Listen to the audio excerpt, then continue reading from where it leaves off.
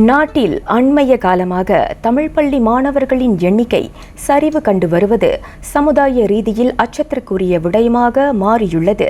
இந்த சவாலான சூழ்நிலையை எதிர்கொள்ளும் நோக்கில் கல்வியாளர்கள், சமூக ஆர்வலர்கள் உட்பட பல்வேறு அமைப்புகள் தொடர்ந்து பல தரப்பட்ட முயற்சிகளை மேற்கொண்டு வருகின்றனர். தமிழ் கல்விக்காகவும் தமிழ் மொழிக்காகவும் பணியாற்றி வரும் அவர்களின் சேவையை மதிப்பளித்து கௌரவிக்கும் பொருட்டு முதல் முறையாக அறிமுகம் காண்கிறது தகமை தமிழ் கல்வி விருதளிப்பு விழா. தமிழ் கல்வி மேம்பாட்டிற்காக பெருமளவில் பங்களித்த தனிநபர்கள் மற்றும் நிறுவனங்களை அடையாளம் கண்டு அவர்களுக்கு உரிய அங்கீகாரம் வழங்க வேண்டும் என்ற நோக்கில் தகமை என்ற இயக்கம் தோற்றுவிக்கப்பட்டதாக விழாவின் ஏற்பாட்டுக்குழு தலைவர் பேராசிரியர் டத்தோ முனைவர் NS ராஜேந்திரன் கூறினார். இதன் மூலம் தமிழ் கல்வி வளர்ச்சிக்கு மேலும் வலுவான பங்களிப்பை வழங்க முடியும் என்பதை தமது இயக்கம் உறுதியாக நம்புவதாக அவர் தெரிவித்தார்.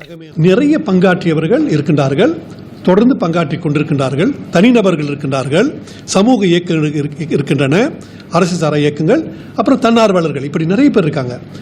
அவர்களுக்கு ஒரு மரியாதை செலுத்த வேண்டும், அவர்களை கொண்டாட வேண்டும் என்பது எங்களுடைய எண்ணம். அவ்வளவுதான்.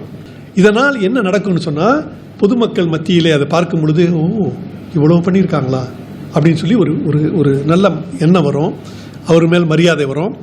அவர்களும் ஏதாவது தமிழுக்காகவும் தமிழ் மொழிக்காகவும் அடுத்த கட்டத்துக்கு செய்வதற்கான ஒரு முயற்சி இருக்கும், நிச்சயமாக எடுப்பார்கள் என்ற நம்பிக்கை எங்களுக்கு. அது இரண்டாவது நோக்கம்.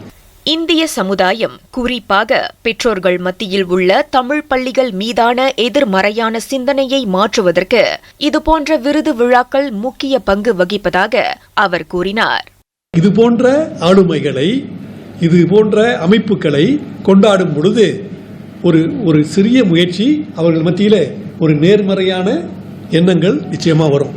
இவ்வளவு செஞ்சிருக்காங்களா, இவர் நாங்கள் எனக்கு தெரியவே இப்படிப்பட்ட ஒரு ஆளுமை, பினாங்கிலிருந்து அவர் செஞ்சாரா, கெடாவிலிருந்து இவர் செய்தாரா என்ற ஒரு நல்ல எண்ணம் வரும்.